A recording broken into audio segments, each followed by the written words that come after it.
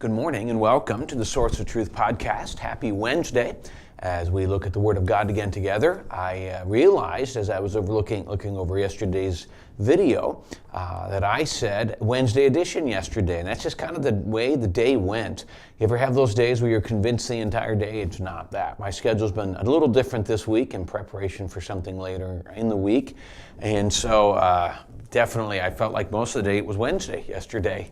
Well, welcome to Wednesday and welcome to our Wednesday edition, and we're glad you're with us. There's one downside to doing things live. You pretty much don't stop and start over. So we do appreciate you still being with us today and hopefully helping me to be an encouragement to you. Psalm 141 today. Psalm 141. And we're going to look at another prayer of David, that I believe is an encouragement, but this one's unique in the aspect of what he's looking for. And again, one of the many things that I like about studying the Psalm and looking at David is the idea of a man after God's own heart. You see a level of honesty, something that probably each and every one of us would acknowledge is a thought that's hit their mind now and then. We would acknowledge, hey, it's a great prayer. We'd also look at the fact and say, I don't think we'd ever want to admit was a problem of ours. And David's just honest with God, and I absolutely appreciate that. We'll see that in this passage. So Psalm 141, you follow along as I read. It says in verse 1, O Lord, I cry unto thee, make haste unto me, give ear unto my voice when I cry unto thee. Let my prayers be set forth before thee as incense, and the lifting up of mine hands as the evening sacrifice. Set a watch, O Lord, before my mouth, keep the door of my lips. Incline not my heart to any evil thing, to practice wicked works with men that work iniquity, and let me not eat of their dainties. Let the righteous smite me, it shall be a kindness, and let him reprove me, it shall be an excellent oil, which shall not break my head, for yet my prayer also shall be in their calamities. Now you see a couple things in this passage that don't make a lot of sense in verse 5, where he's encouraging the righteous to smite them. And smite him, and so you look back and say, what exactly is he talking about? Why would I want good to hurt? Why would the good be trying to hurt me or smite me or whatever term you want to use? So we're going to go back and look. Again, he's at prayer, and he's got a prayer. When you come in this kind of prayer, literally, David's evaluating a circumstance, and he's coming to God with a circumstance that's deep inside, a battle that he's finding himself. He's not just coming into prayer because it's the time to do it. He's not just coming into prayer because, hey, religious tradition dictates I must pray. He's coming to God with the need. And when you come to God with a need, you have a tendency just to be more honest. You have a tendency to be much more transparent. So what we're going to look at is the need of what he starts with. So he obviously starts with the intensity of his prayer in verse 1. Cry, Lord, I cry unto thee, make haste unto me. Give ear unto my voice when I cry unto thee. So he says, make haste, give ear. He's literally saying, Lord, as I cry, please listen. Now, we know that God hears everything, and we know that he doesn't have to set aside other distractions to hear our prayer.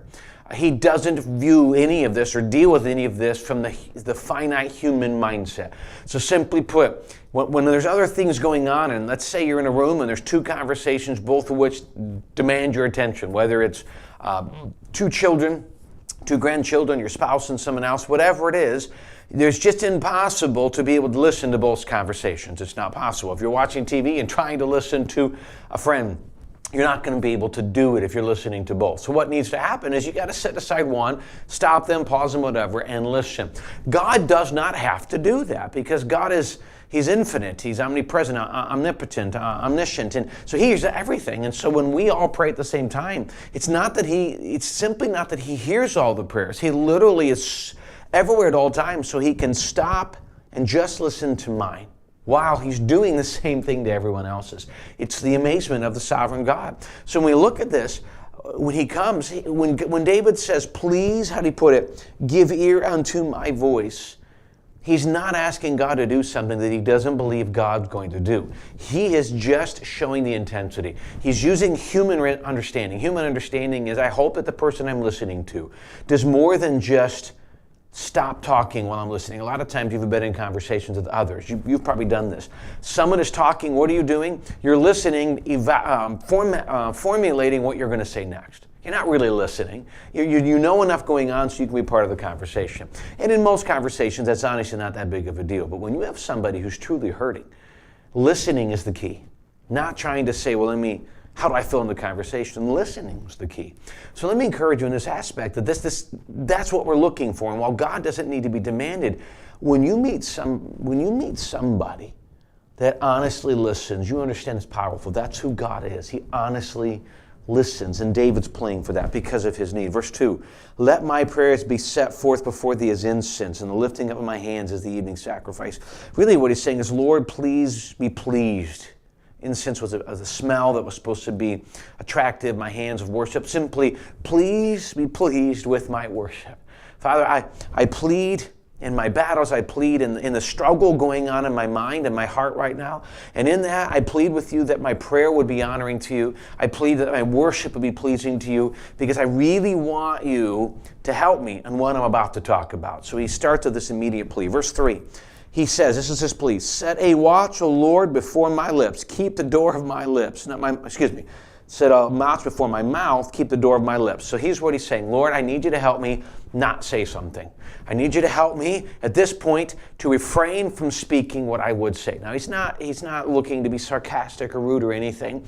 It's actually a little different, but it's an interesting principle. Lord, I need your help to just be quiet. And I think all of us understand that is a grace of God, to keep silence when there's so many things we want to say. But he continues in verse 4 what it is. Verse 4, incline not my heart to any evil thing, to practice wicked works with men that work iniquity, and let me not eat of their dainties.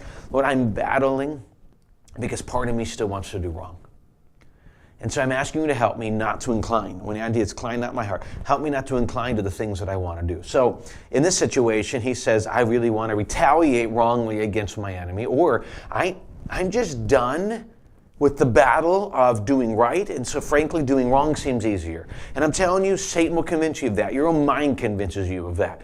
The constant barragement of doing right, of when you do follow God, you may lose some things, and that constant barrage of all of these things comes, and it can be overwhelming. And so what do? You say, you know what, I'm just done. You feel like all the negative has only come because of doing good. By the way, we forget the struggles we had before, but it's easy to forget that, right? Because it's obviously wrong. And so we say, I'm going to be done with this, and I'm going to move over. And either way it is, there's just this inclination in his mind to go the wrong way, to go down the wrong path. He says, Lord, I need your grace, because this is what I'm battling. And I think all of us at some point would say that, Lord, the temptation is too strong. I'm battling not doing this, and it's really strong right now. Lord, I'm angry, I'm hurt, and part of me just wants to give up and go, or wants to retaliate in anger towards something. Whatever the reason is, there's part of us, Paul says it, we all believe it, part of us, that flesh that drives to do wrong, and he's begging God for grace to give him strength. Then he says, again, we read in verse 5, interesting, let the righteous smite me. What? It shall be a kindness. Let him reprove me. Why? What he's simply saying is, if I go wrong, let those who are right and righteous correct me. It would be pleasant for me, it would be better for me for the righteous to confront me and to point out my wrong than it is to go down that wrong path. And David recognizes my temptation's down here, but the end of it's horrible. So Lord, bring people into my life that will stop me from doing this. I cannot handle the temptation on my own. And so Father, I'm begging you, bring people into my life to help me with it. It's simply what he's saying. He goes on, even if a judge were to help. Then he goes down, in verse 6 he says that even a judge would be to help me in this area. Verse 8, he gives a couple final thoughts. Mine eyes are unto thee, O God the Lord, and thee is my trust. Leave not my soul destitute. Keep me from the snares which they have laid for me, and the gins of the workers of iniquity. Let the wicked fall into their own nets, whilst that I withal escape. Lord, there is these traps, and I feel like I'm going to fall into them and all of these things. Lord, help me still to be right before you. You know, each and every one of us at some point can come to a time, whether it's just in our mind or whether it's really a battle we have, where part of us wants to respond in a way that we know is wrong. It could be struggle with a temptation. It could be a reaction to a circumstance. It could be a person. It could be a lot of different things. And frankly, if I try to name them all, I'll miss the one that is in your mind right now or in my mind. But beyond this, I think what we need to look at is we need to evaluate that in those times, you know, last thing usually what we do is when I'm struggling, I don't want to go tell the person I'm struggling with. You know, kids, I'm not going to tell my parents. I'm not going to tell my wife. I'm going to keep this alone. To go to the person that I'd be sinning against, really? And that's honestly what we need to do.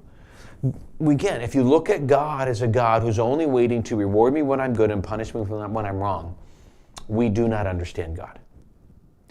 God is not just there to reward me when I'm good and punish me if I'm wrong. He's not just a vending machine, right? God is there to help me in all the times. And so when I'm doing good, help me, Lord, to continue. When I'm doing bad, give me grace, help me. He is there to walk beside me and to give me battle, not to become arrogant and good and discouraged and bad. He's there to help me in every stage of it. He's there to confront me when I am wrong and help me to recognize my need to repent of my sin and turn to Him and to get saved and then to confess my sin and be right with Him. He's there to keep me on that straight and narrow, but when I fail, to help me get back. And He's not there to strike me when I'm wrong. He's there to help me, give me grace to continue down the path when I am wrong. And that is the loving grace of God. The proper view of God will always draw you back to Him and give you grace to live in light of His love and His holiness at the same time. Thanks again for joining us on this Wednesday morning. We do invite you to join us tonight. We do have our service tonight, Wednesday night, 7 o'clock is the adult Bible study in the auditorium. We have teens, they start in the gymnasium, kids club. We have all three of these in nursery. So if you come a little more casual on a Wednesday night, so we would invite you to join us. If for some reason you can't make it, the Bible study, the adult Bible study portion will be live streamed on our website and YouTube and Facebook, and we invite you to join us there. Thanks again for joining us today. We hope you have a great rest of your day.